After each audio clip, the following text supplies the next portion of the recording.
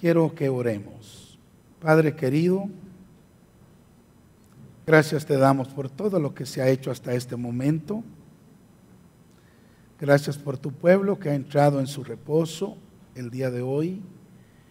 Padre, y ahora queremos recibir el consejo de tu palabra. Danos la revelación que necesitamos para entenderla. Danos, Señor, la sabiduría para comunicarla. Y por favor, danos la unción fresca de tu Santo Espíritu que vivifique las escrituras que vamos a citar, para que no sean solamente letra, Señor, sino espíritu y vida para nuestros hermanos. En el nombre de Jesús te lo suplicamos y te damos gracias. Amén y amén. Bueno, en esta mañana, hermanos, quiero hablarles a ustedes sobre un aspecto del sacerdocio de Melquisedec. Realmente ese sacerdocio es bastante amplio, que se necesita un curso para poder estudiarlo a fondo. No se puede cubrir todo en un mensaje, pero en esta mañana yo quiero hablarles sobre un aspecto importante del sacerdocio de Melquisedec. Bendito sea el Señor. Y quiero comenzar diciéndoles que el sacerdocio de Melquisedec es el sacerdocio de Cristo. Sí, es el sacerdocio de Cristo. Y por ende es el sacerdocio de la iglesia. Es el sacerdocio de la iglesia. Aunque Melquisedec aparece mencionado en el Antiguo Testamento, lo que él representa es desarrollado en el Nuevo Testamento. La primera mención, como vamos a ver, de Melquisedec aparece en el Antiguo Testamento, pero se desarrolla su sacerdocio en el Nuevo Testamento. Gloria a Dios. Es de que en esta mañana abra su corazón, ponga atención, no se distraiga. Vamos a hablar algo acerca del sacerdocio de Melquisedec, que es el sacerdocio de Cristo y que es el sacerdocio de la iglesia. Es nuestro sacerdocio. Bendito sea el Señor. Bueno, lo primero que quiero es que veamos la escritura donde aparece por primera vez mencionado Melquisedec. Y está en Génesis capítulo 14. Vaya conmigo ahí al capítulo 14 de Génesis y vamos a leer los versículos 14 al 20. Allí aparece mencionado por primera vez el nombre de Melquisedec. Génesis 14, 14 al 20. ¿Ya lo tiene? Es fácil encontrar Génesis, ¿verdad, hermanos? Es el libro más fácil de encontrarlo. Bueno, en el capítulo 14, verso 14 en adelante dice: oyó Abraham que su pariente estaba prisionero y armó a sus criados, los nacidos en su casa, 318, y los siguió hasta Dan. Y cayó sobre ellos de noche, él y sus siervos, y los atacó, y les fue siguiendo hasta Oba, al norte de Damasco, y recobró todos los bienes, también a Lot su pariente, y sus bienes, y a las mujeres y demás gente. Cuando volvía de la derrota de Kedorlaomer y de los reyes que con él estaban, salió el rey de Sodoma a recibirlo en el valle de Sabe, que es el valle del rey. Entonces Melquisedec, rey de Salem y sacerdote del Dios Altísimo, sacó pan y vino y le bendijo diciendo: bendito sea Abraham del Dios Altísimo, creador de los cielos y de la tierra, y bendito sea el Dios Altísimo, que entregó a tus enemigos en tu mano y le dio a Abraham los diezmos de todo.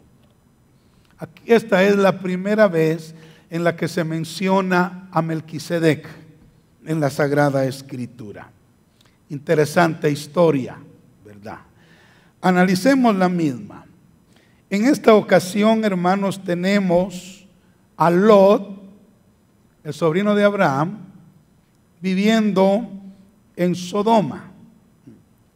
Cuando 4 reyes confederados vinieron contra aquella ciudad y contra las ciudades vecinas de Sodoma y las atacaron. Atacaron a Sodoma y atacaron a las ciudades circunvecinas de ella. Estos reyes que se unieron fueron Kedarlaomer, rey de Elam, Tidal, rey de Goim, Amrafel, rey de Sinar. Si ustedes han oído hablar de Hammurabi, es el mismo. Amrafel es Hammurabi, el famoso código de Hammurabi inventado por él. Ahora, Amrafel o Hammurabi, rey de Sinar, y Arioc, rey de Elazar. Estos se unieron para venir a pelear contra Sodoma y contra las ciudades cercanas a ella. Se unieron y vinieron para pelear. Como eran 4 reyes poderosos, pues las vencieron fácilmente. Y se llevaron cautivos a todas las gentes de esas ciudades y principalmente de Sodoma. Y como Lot vivía en Sodoma, se fue también, ¿verdad? Se lo llevaron a él cautivo juntamente con su familia. Ahora, cuando Abraham se dio cuenta de que su sobrino Lot había sido llevado cautivo por esta confederación de ejércitos, entonces él se preocupó y le brotó el corazón de padre que tenía. Y le habló a 318 siervos que trabajaban con él en casa y les dijo: vamos a ir a rescatar a mi sobrino Lot. Así es de que tomen espadas, tomen las armas que tenemos aquí y vamos detrás de estos reyes, ¿verdad? Y vamos a rescatar a mi sobrino porque se lo llevaron cautivos. Realmente era una locura si hablamos naturalmente. Imagínense usted, 4 ejércitos unidos, 4 reyes con sus ejércitos. Y 318 siervos que Abraham tenía. Era una lucha desigual. Estaban en una tremenda desventaja numérica y también, creo yo, en cuanto a armas, porque ellos no tenían mayores o armas sofisticadas en la casa, si eran siervos, sirvientes de Abraham ahí.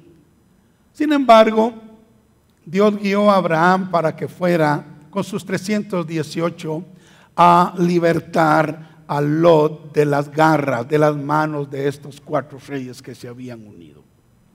Bendito sea el Señor. Como Dios estaba con Abraham, hermanos, el Señor le dio la victoria, ¿verdad? Abraham venció fácilmente a estos 4 reyes y sus ejércitos y rescató a Lot y a su familia, y también rescató un tremendo botín, ¿verdad? que se habían llevado y que tenían estos ejércitos. Ahora, cuando Abraham regresaba ya victoriosamente como todo un general de Dios, él regresaba de haber derrotado a esos reyes y traía con él a Lot y a la familia, y traía un gran botín que había recogido en la batalla. Dice la Sagrada Escritura que primero le salió al encuentro el rey de Sodoma. El rey de Sodoma ya agradecido, ¿verdad? Porque había liberado a la gente que el otro se había llevado de Sodoma, y le quiso dar a Abraham dinero, pero Abraham dijo: no, yo no quiero recibir nada de ti, porque este es un dinero malo. El dinero de Sodoma es malo, no quiero nada de ti. Bueno, no recibió nada del rey de Sodoma. Pero adelantito le sale al encuentro Melquisedec. Melquisedec. Bendito sea el nombre del Señor. Ahora, ¿quién era Melquisedec? esta porción que hemos leído nos dice quién era. Era rey de Salem. En ese entonces, la ciudad de Jerusalén se llamaba Salem. O sea, es la misma ciudad. Salem más tarde se llamó Jerusalén, pero en ese momento se llamaba Salem. De manera que Melquisedec era rey de Salem. Rey de Salem. Pero además de ser rey de Salem, dice la Escritura que él era sacerdote del Dios Altísimo. Mire, dos oficios tenía este hombre. Era rey de Salem y era sacerdote del Dios Altísimo. Amén. Entonces, cuando Abraham regresaba de la victoria que había obtenido, le sale al encuentro Melquisedec, bendito sea el Señor, y dice la Escritura que lo recibió con pan y vino. Con pan y vino. Yo creo que esa fue la primera Santa Cena que se realizó en la historia de la humanidad. Melquisedec viene y le sirve a Abraham pan y vino. Gloria al nombre del Señor para siempre. Amén. Ahora Abraham toma el pan y toma el vino y recibe la bendición que Melquisedec le imparte, porque Melquisedec lo bendijo y le sirvió pan y vino.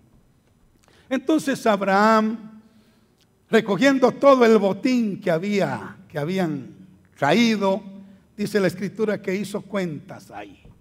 Hizo cuentas y entonces apartó el diezmo de todo lo que traían, de todo el ingreso que habían percibido. Él apartó el diezmo y se lo entregó a Melquisedec. Esa es la historia, hermanos, que se narra en esta porción que hemos leído. Melquisedec le da a él pan y vino y luego Abraham corresponde dándole el diezmo de todo lo que él había obtenido en esa batalla, todo el botín que habían tomado de los enemigos. Bueno, ahí es donde aparece entonces la primera mención y un poquito de historia de Melquisedec.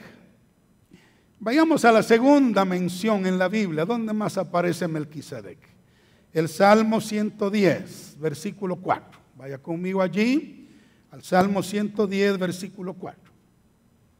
Esta es la segunda vez que aparece Melquisedec mencionado en la Escritura. Dice así: juró Jehová y no se arrepentirá. Tú eres sacerdote para siempre, según el orden de Melquisedec. Esta es la segunda vez que se menciona Melquisedec en la Biblia y es una profecía que el rey David dio acerca de nuestro Señor Jesucristo. Amén. David, siendo profeta, hermanos, declaró de parte de Dios que el Señor Jesucristo sería sacerdote según el orden de Melquisedec. Es decir, de la misma clase.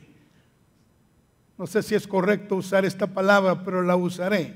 De la misma categoría, de la misma clase, de la misma línea de Melquisedec. El Señor Jesucristo entonces sería sacerdote según el orden de Melquisedec. Esto lo entendió muy bien el apóstol Pablo y lo enseñó cuando escribe a los Hebreos. Quiero que vaya conmigo a lo que dice Pablo en Hebreos capítulo 5, versículo 1 en adelante, en relación a Melquisedec. Pablo recibió la revelación de ese sacerdocio. Amén. Y dice en Hebreos 5, 1 al 6, aquí menciona dos sacerdocios, hace el contraste entre uno y el otro.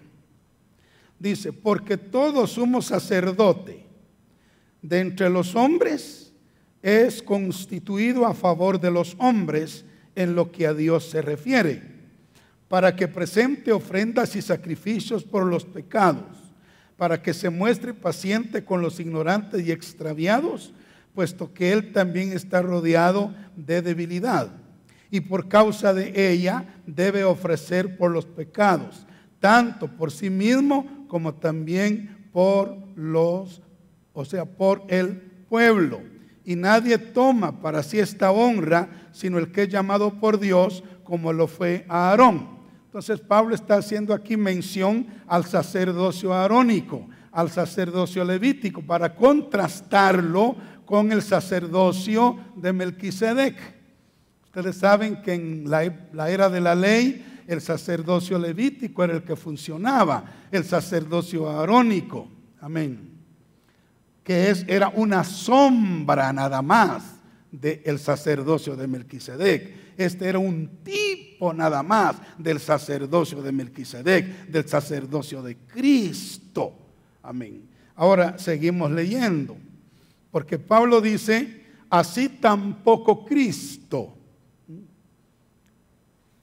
se glorificó a sí mismo, haciéndose sumo sacerdote, sino el que le dijo, tú eres mi hijo, yo te he engendrado hoy, como también dice en otro lugar, tú eres sacerdote para siempre, según el orden de Melquisedec.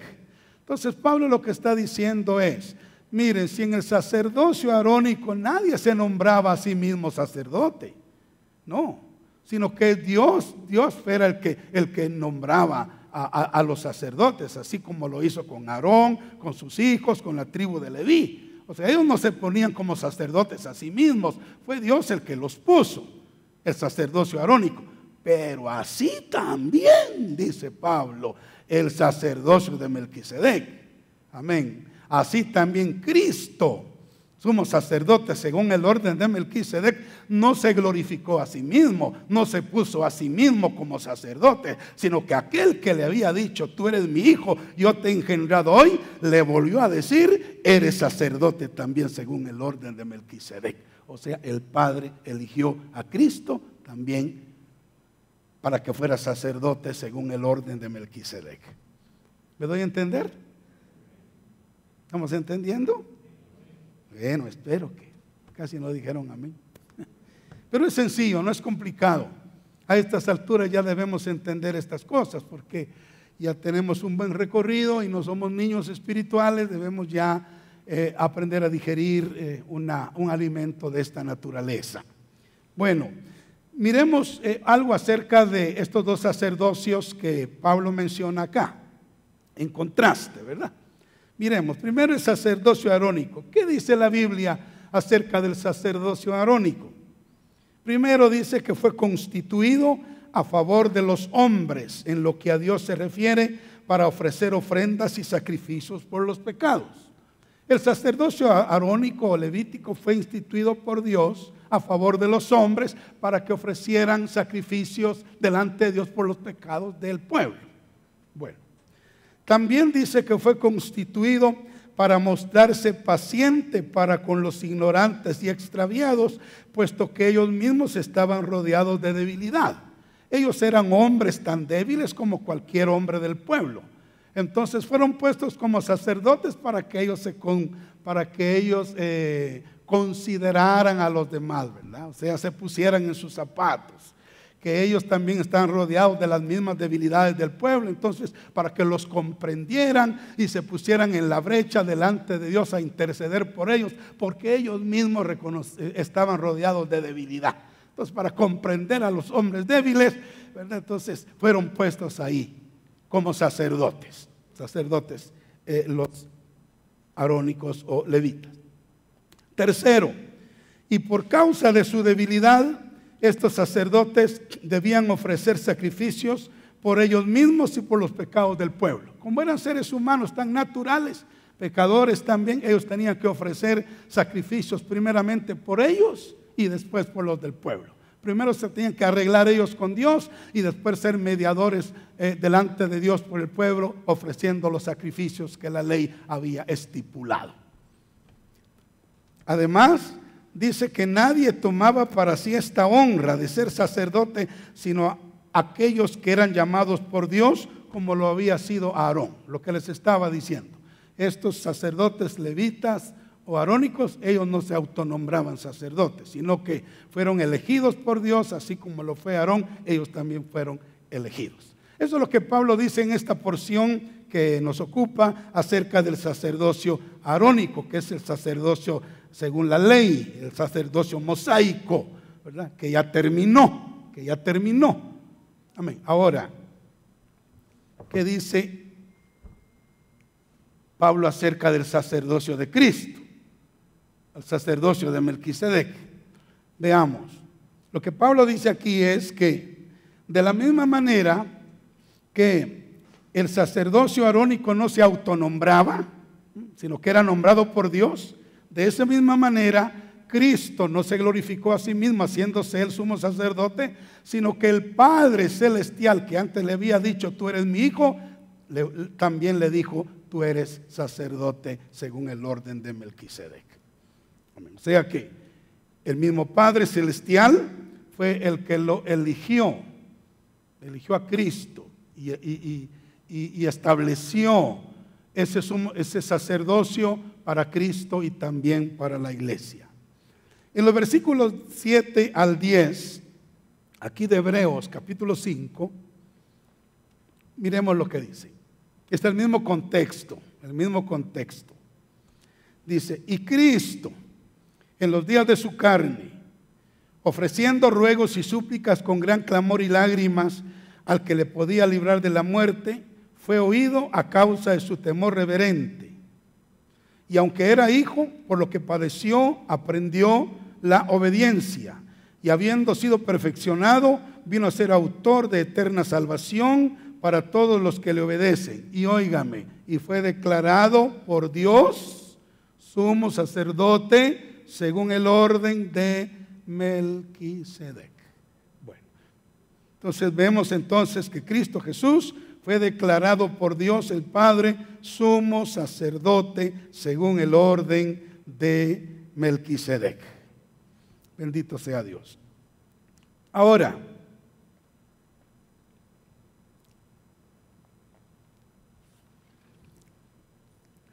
ya vimos la primera mención de Melquisedec en la Biblia. Ya vimos la segunda mención de Melquisedec en la Biblia y cómo Pablo desarrolla esa mención segunda de los Salmos. Ya vimos también la comparación que Pablo hace entre el sacerdocio arónico y el sacerdocio según el orden de Melquisedec. No es el mismo, son diferentes. Ahora, yo quiero que vayamos al tercer punto. Quiero que miremos dos detalles sumamente importantes del sacerdocio de Melquisedec. Póngale cuidado a esto, hermano. Dos detalles sumamente importantes del sacerdocio de Melquisedec. Amén. Dos detalles. Si usted recuerda, leímos que Melquisedec era rey de Salem y sacerdote de el Dios Altísimo. Él tenía dos oficios. Él tenía dos ministerios. Era rey y también era sacerdote.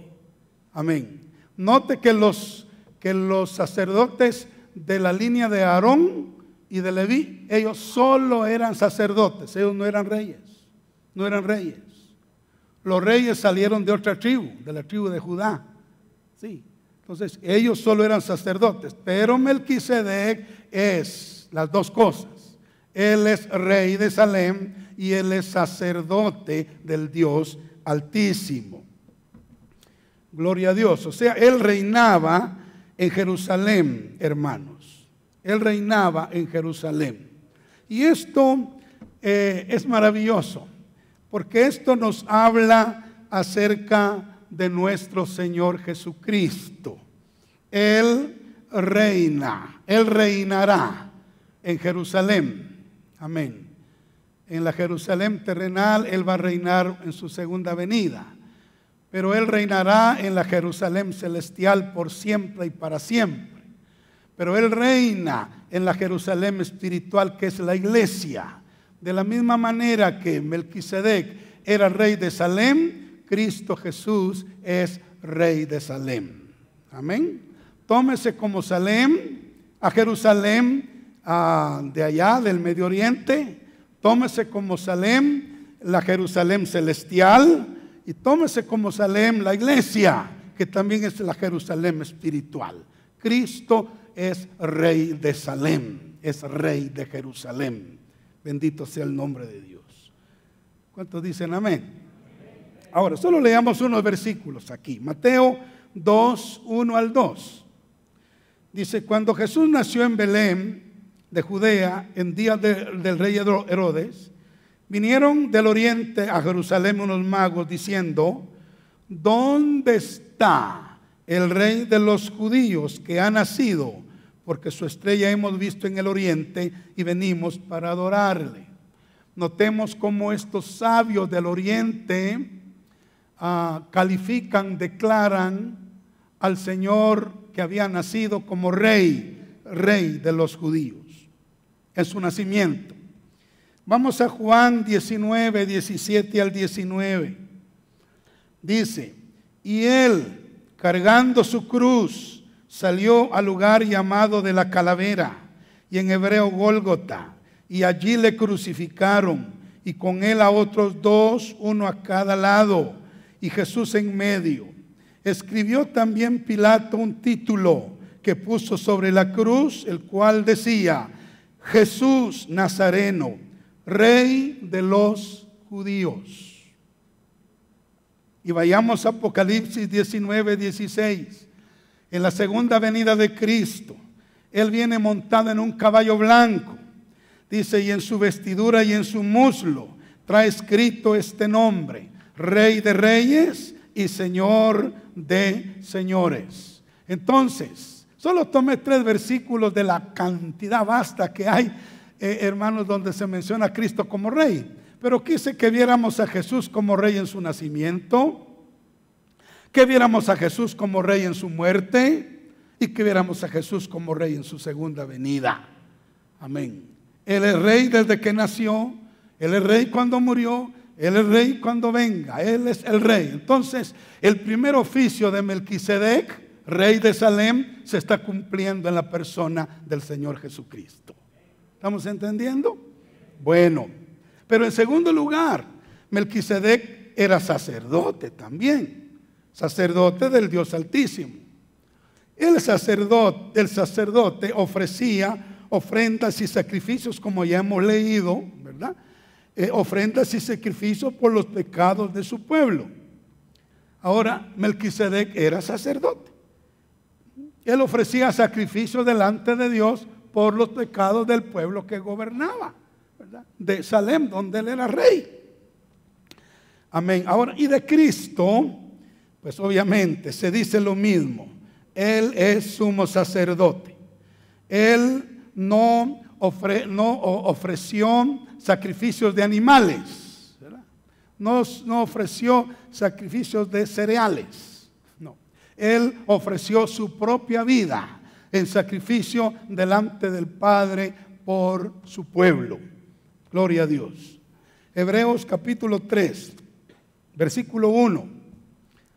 Dice, por tanto, hermanos santos, participantes del llamamiento celestial, considerad al apóstol y sumo sacerdote de nuestra profesión, Cristo Jesús.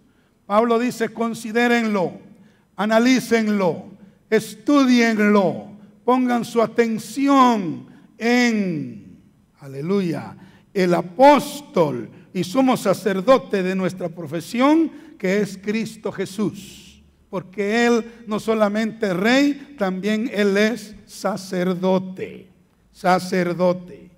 Hebreos 4, 14 y 15 añade, por tanto, teniendo un gran sumo sacerdote que traspasó los cielos, Jesús, el Hijo de Dios, retengamos nuestra profesión, porque no tenemos un sumo sacerdote que no pueda compadecerse de nuestras debilidades, sino uno que fue tentado en todo según nuestra semejanza, pero sin pecado.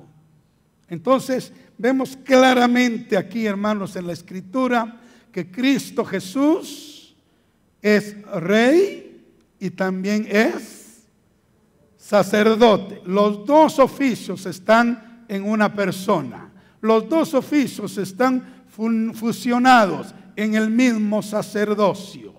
Así era Melquisedec. Él era rey de Salem y era sacerdote del Dios Altísimo. Así es Cristo Jesús. Él es rey de Jerusalén y Él es sacerdote del Dios Altísimo. Por eso es que es de la orden de Melquisedec. Bendito sea el nombre del Señor. ¿Cuántos dicen amén? Aleluya. Ahora viene lo más hermoso para nosotros. Saben que este es el sacerdocio que Cristo nos ha heredado a nosotros. Este es el sacerdocio que Él nos ha regalado. Este es el sacerdocio que Él ha puesto, hermanos, sobre nuestra vida. Amén. El sacerdocio según el orden de Melquisedec. El sacerdocio que tiene estos dos oficios, que tiene rey y sacerdote. Miremoslo por favor en Primera de Pedro, capítulo 2. Primera de Pedro, capítulo 2, versículo 9 y 10. Quiero que nos regocijemos esta mañana. ¿Cuántos dicen amén? Una profecía de las que escuchamos. Amén. Nos animó a que nos regocijáramos. ¿Cuántos dicen amén? A que nos regocijáramos. Hermanos, no somos huerfanitos. No somos desamparados. Estamos siendo hechos reyes y sacerdotes de Cristo y de Dios. Es una posición honrosa. Amén. Ahora mire lo que dice Primero de Pedro, capítulo 2, versos 9 y 10. Mas vosotros sois linaje escogido, real de reyes, sacerdocio de sacerdotes.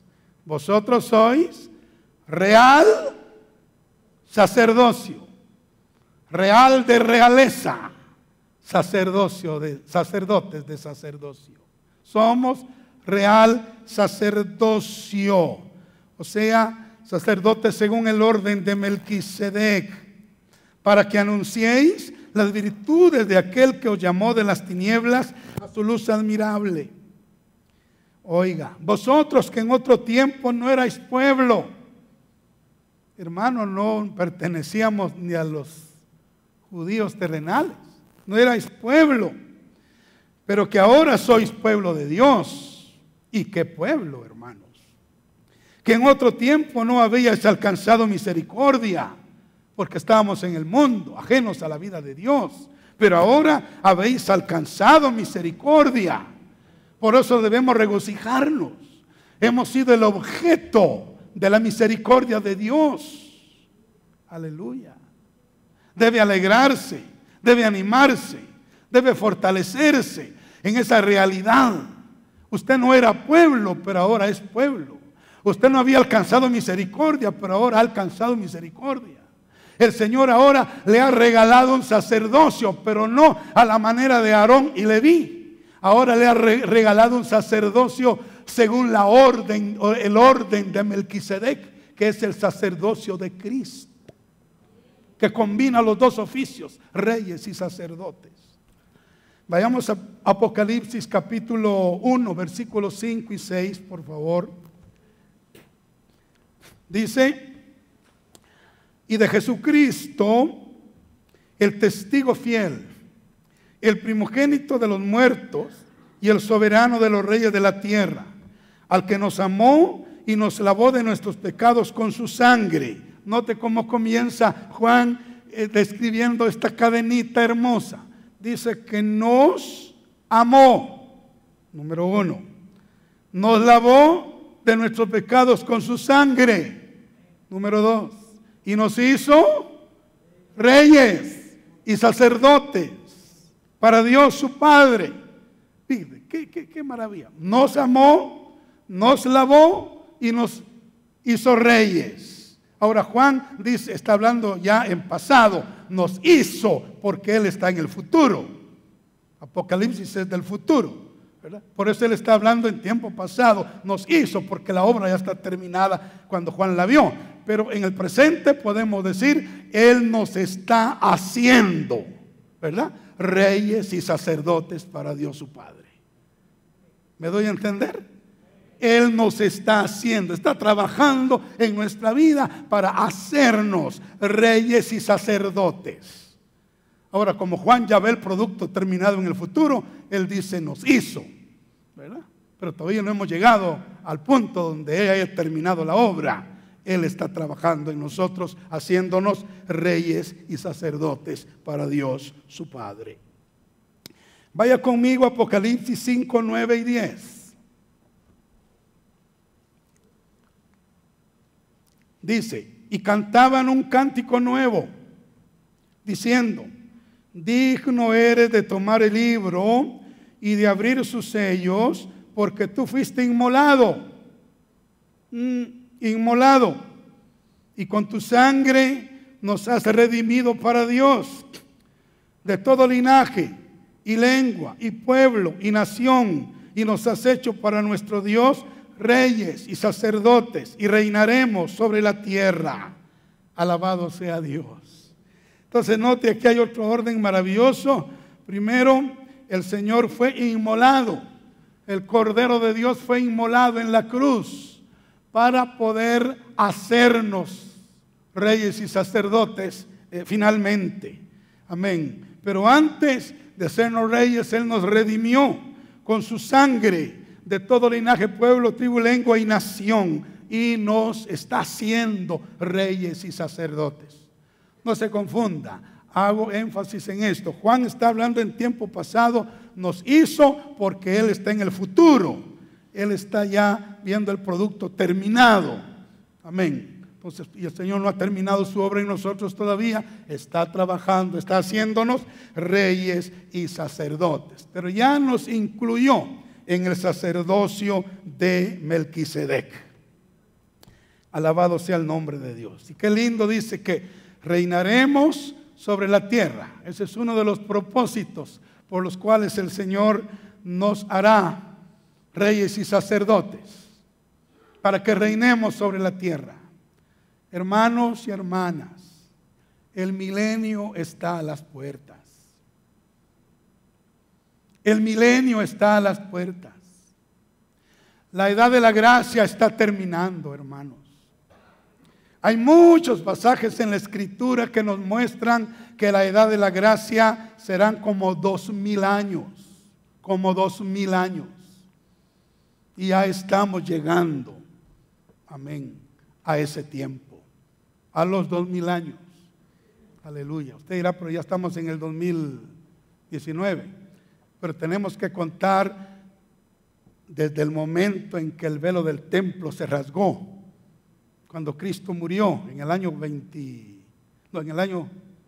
30 de la era cristiana, contar de ahí para acá. Amén. Entonces ya estamos acercándonos al milenio para reinar con Cristo. Tenemos toda la posibilidad, hermanos, toda la posibilidad. Quiera Dios que nosotros nos entreguemos a Él, que nos consagremos a Él, que tomemos muy en serio y con bastante interés el hecho de nuestro sacerdocio. Esta mañana yo les voy a compartir dos cosas muy importantes que tienen que ver con el sacerdocio según el orden de Melquisedec. Bendito sea el nombre de Dios. Quiero que miremos otras dos cosas ahora que tienen que ver con el sacerdocio de Melquisedec. Hasta este punto, ¿me he dado a entender? Bueno, entonces ya usted entiende que usted está siendo preparado para ser un sacerdote según el orden de Melquisedec, que incluye no solo el sacerdocio, sino también el reinado, ¿verdad? Así como Cristo.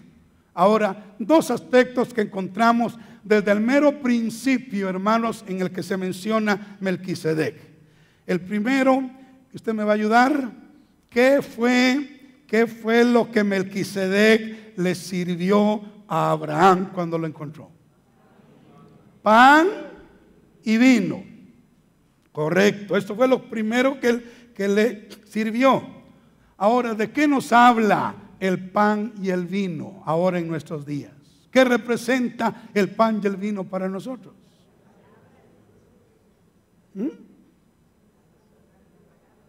No seamos muy místicos.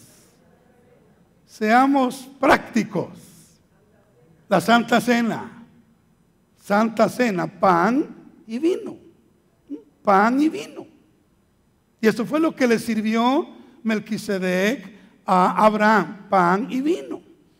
Y sabe, algunos años estaba yo estudiando algo sobre el sacerdocio de Melquisedec. El Señor me vivificó este detalle de la palabra y me hizo entender que uno de los elementos importantísimos en el sacerdocio de Cristo, en el sacerdocio de la iglesia, en el sacerdocio según el orden de Melquisedec, es la Santa Cena. La Santa Cena. No podemos pertenecer, hermano, mire qué tremendo, realmente al sacerdocio de Melquisedec si no participamos de la Santa Cena.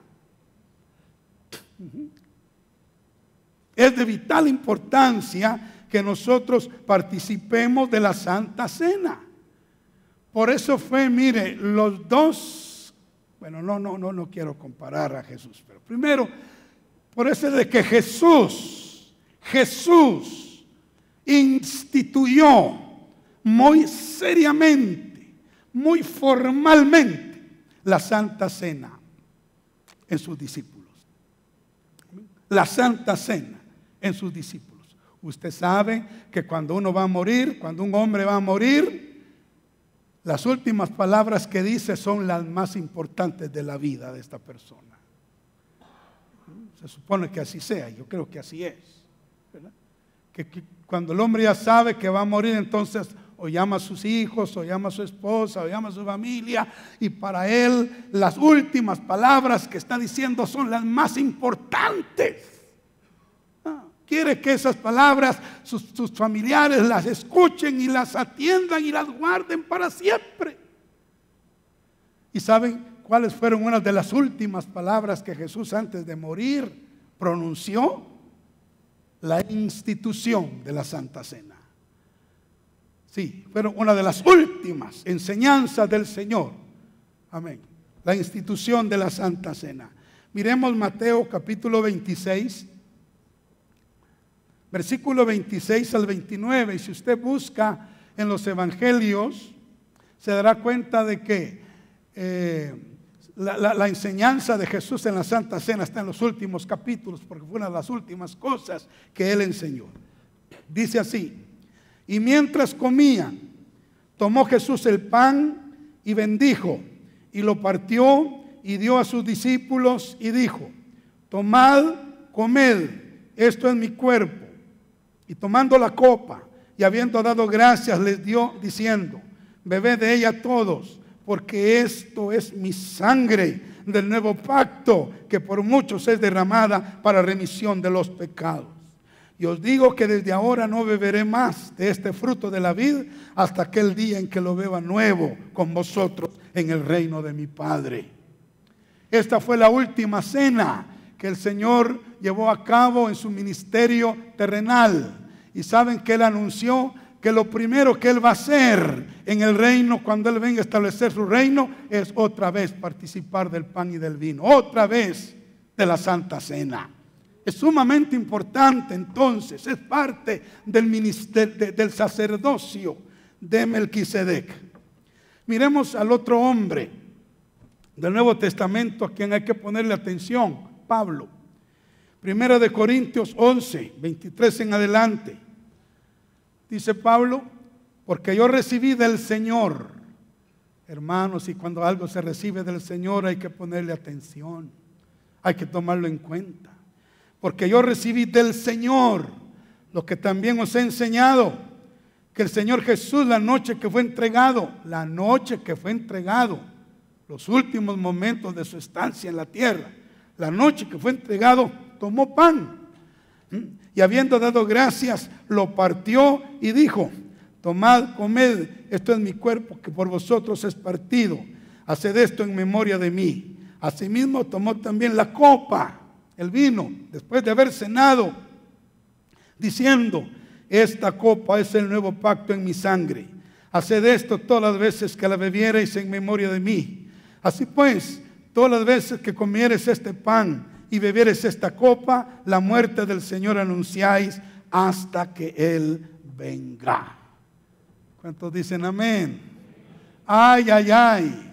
Fíjese, cada vez que comieres este pan y bebieres esta copa, la muerte del Señor anunciáis.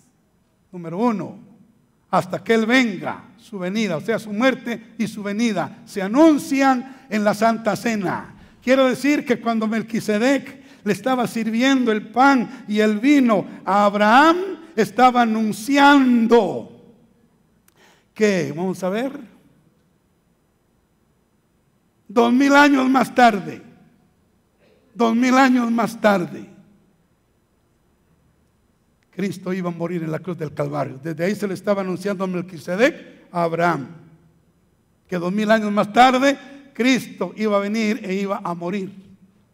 Alabado sea el Señor. Ahora nosotros ya no anunciamos la muerte de Cristo en el futuro porque ya sucedió en el pasado, pero sí anunciamos la segunda venida de Cristo, que está muy pronto a darse cuando participamos de la Santa Cena. De manera, hermanos, que participar de la Santa Cena es de vital importancia si queremos ser reyes y sacerdotes. Es parte del sacerdocio según el orden de Melquisedec. Es parte, es vital que participemos de la Santa Cena. Gloria al Señor. Yo en estos tantos y tantos años que tengo de bregar en este camino, yo he conocido mucha clase de hermanos. Y hay hermanos que por no ponerse a cuenta no toman la Santa Cena. Dicen: no, yo me siento mal, dicen, no voy a participar de la Santa Cena. Y hasta bíblicos son, ¿verdad? Porque dice que no hay que participar indignamente, pero solo eso dicen. Solo citan una parte de la Escritura. El resto dice: pruébese cada uno a sí mismo y coma así del pan y beba así de la copa.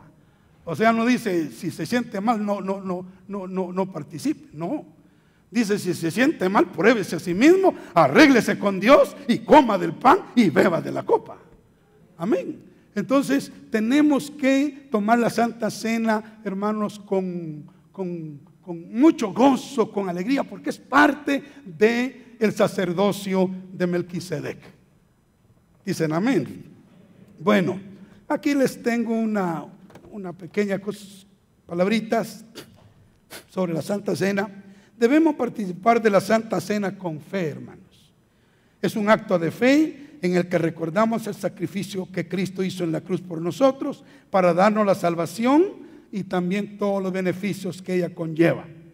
Debemos participar de la Santa Cena con conciencia, o sea, estando conscientes de lo que estamos haciendo. Debemos estar conscientes de que el pan representa el cuerpo de Cristo y que la sangre representa la sangre de Cristo. Oiga lo que dije.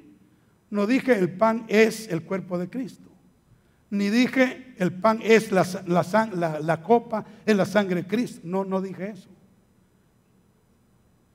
La Iglesia Católica es la que dice eso, que dice que en cada acto de la Santa Cena, Eucaristía la llaman ellos, el pan se convierte en el cuerpo de Cristo y la copa se convierte en la sangre de Cristo, y que entonces Cristo está muriendo cada vez que ellos participan de la Eucaristía. O sea, están matando a Cristo cada vez que participan. Pero la Biblia no dice que Cristo muere muchas veces. Él murió una sola vez y para siempre. Pero el pan representa, es un símbolo del cuerpo de Cristo, y la copa es un símbolo, ese vino es un símbolo de la sangre de Cristo. Así es de que debemos tomarla con conciencia de que lo que estamos tomando es una representación, es un símbolo espiritual, hermanos, del cuerpo que fue herido, partido por nosotros, y de la sangre de Cristo que fue derramada por nosotros.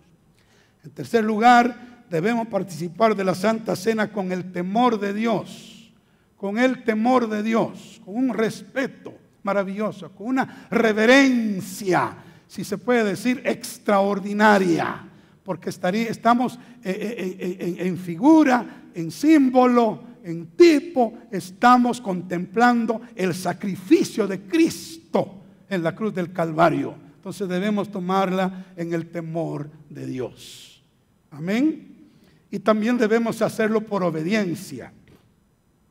Jesucristo estableció que la Santa Cena se practicara hasta que el Señor regresara. Entonces, por obediencia debemos participar de la Santa Cena. Hay muchos beneficios, que no es el tema solo estoy mencionando por Melquisedec, pero hay muchos beneficios en participar de la Santa Cena.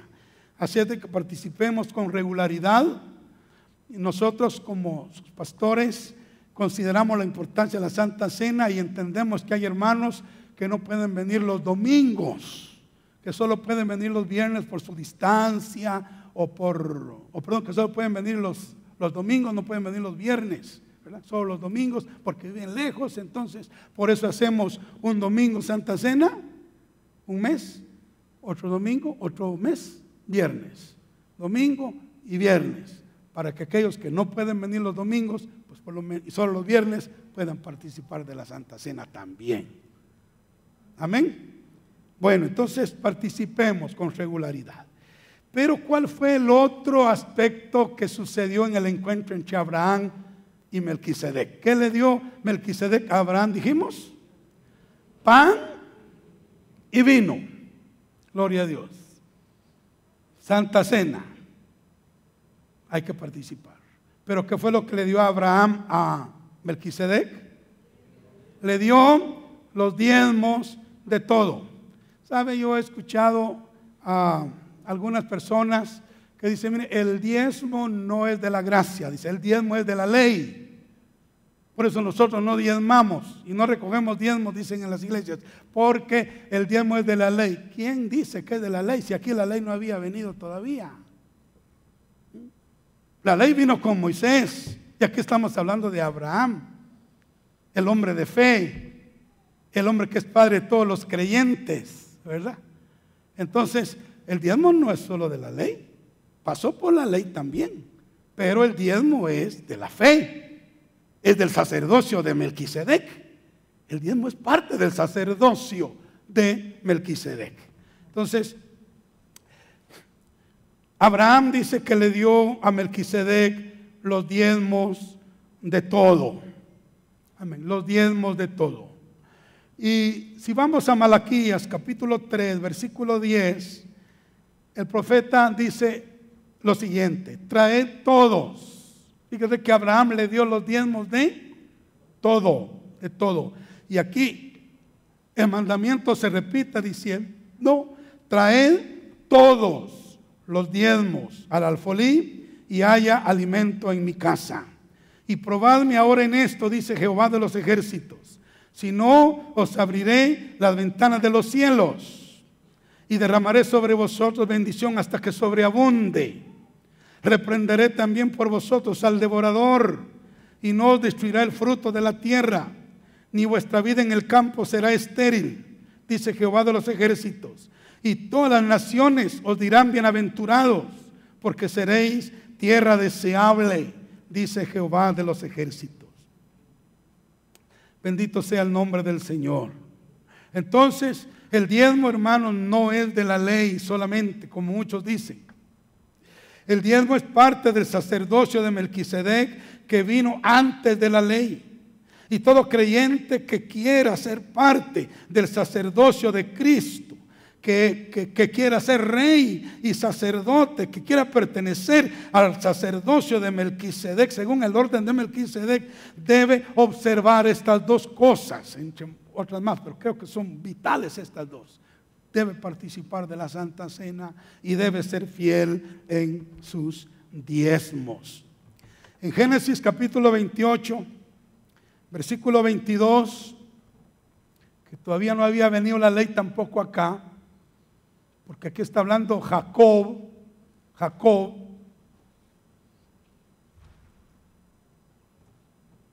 Dice, y esta piedra he puesto por señal, y esta piedra que he puesto por señal será casa de Dios. Y oiga, y de todo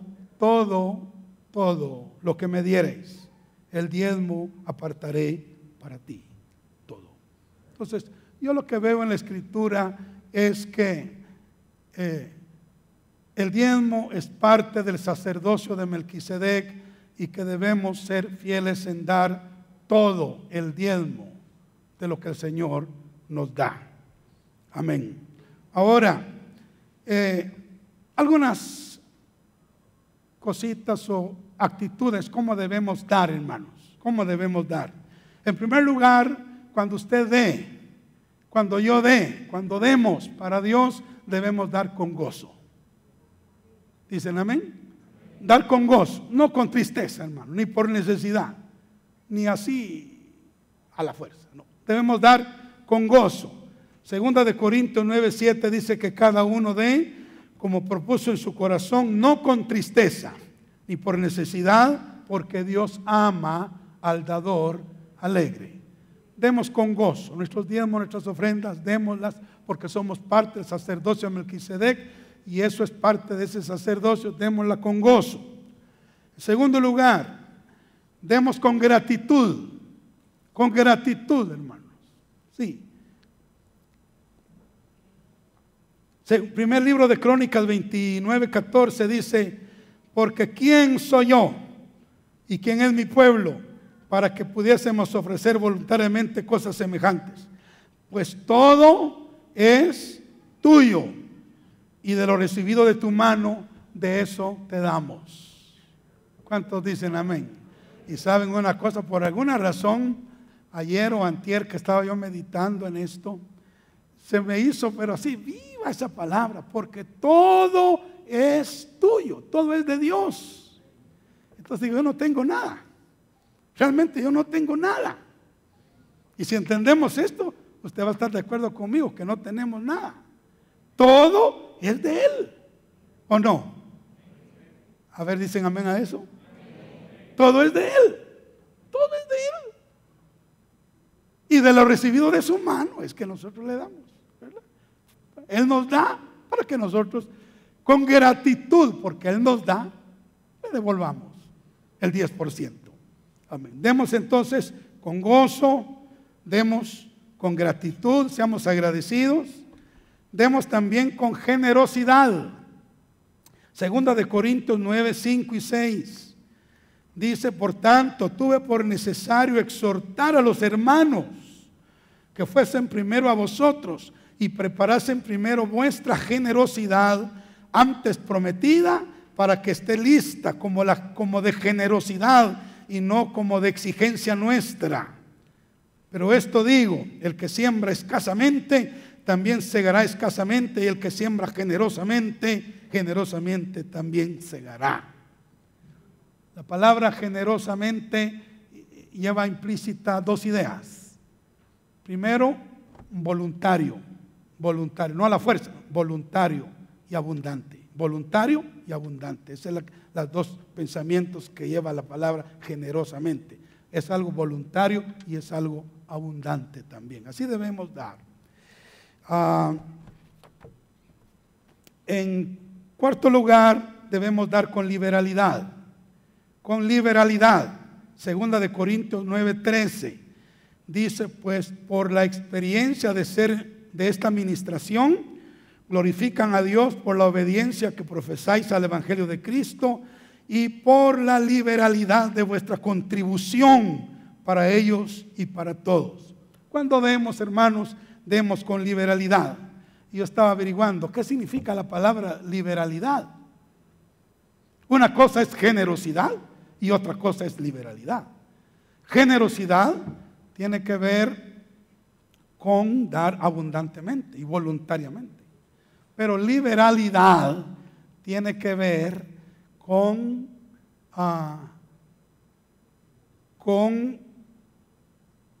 desprendimiento. O sea que yo doy desprendidamente, no doy por interés, ¿verdad? no doy por interés. No, yo doy por agradar al Señor, doy desprendidamente. Esa es la manera como nosotros debemos dar al Señor. Y por último, debemos dar con fidelidad. Con fidelidad, hermanos. Debemos ser fieles en lo poco, debemos ser fieles en lo ajeno, pero también debemos ser fieles en el dinero. El dinero. Debemos aprender a dar. El dar, el mínimo que debemos dar es el diezmo, es lo que se ve en el sacerdocio de Melquisedec. Así es de que seamos agradecidos con Dios porque nos ha llamado a ser parte del sacerdocio de Cristo. Nos ha llamado a ser parte del sacerdocio según el orden de Melquisedec. Nos ha llamado a ser reyes y sacerdotes para Dios su Padre, para reinar con Cristo por estos 1000 años que están a la vuelta de la esquina. Y cuando se terminen esos 1000 años vamos a seguir reinando por toda la eternidad, porque el reino de Cristo es sempiterno, no terminará jamás. Amén.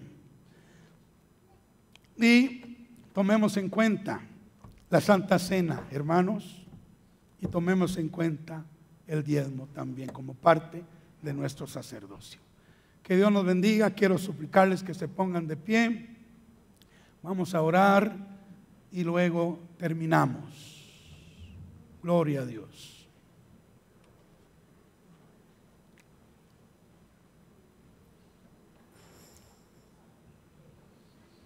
Gloria a Dios.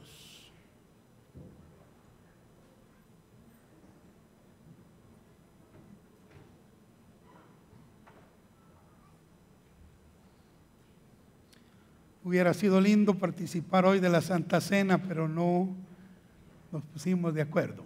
No cayó en este día. Pero sé que el Señor quería que escucháramos esta palabra para que estemos preparados para la próxima Santa Cena. ¿Sí? Hay muchos beneficios en la Santa Cena y hay muchos beneficios en el diezmo también. Muchos beneficios. Y hermanos, hay una gloria indescriptible para los reyes y los sacerdotes. Nos espera pronto, pronto. Aleluya. Oremos. Querido Señor Dios y Padre nuestro que estás en el cielo, te agradecemos sinceramente porque en tu economía eterna, Señor, tú lo arreglaste de esta manera. Tú le diste vida a Melquisedec en los días de Abraham y lo convertiste en un rey y en un sacerdote para aquella ciudad y en aquel tiempo. Para mostrarnos, Señor, que en el cumplimiento del tiempo,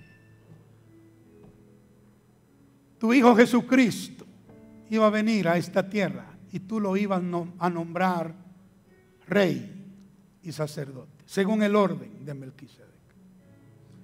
Señor, y qué maravilla y qué privilegio, porque nosotros, siendo personas insignificantes y viniendo aún de lugares desconocidos, pequeñísimos, tú nos has alcanzado y ahora nos tienes en Cristo, en la iglesia, en este sacerdocio preciosísimo. Señor, ayúdanos a mantenernos dentro de, ayúdanos a perseverar en Él. Que no hagamos cosas que nos vayan a descalificar, que nos vayan a excluir, Señor, de ser reyes y sacerdotes y reinar contigo en el milenio y por la eternidad. Ayúdanos, por favor, oh Dios Padre, en el nombre de Cristo. Que esta iglesia se regocije en el hecho de que estamos en el real sacerdocio, que somos una nación santa, un pueblo adquirido por Dios para anunciar las virtudes tuyas. Gracias, mi Señor. Amén y amén. Dios los bendiga, hermanos. Alabemos al Señor.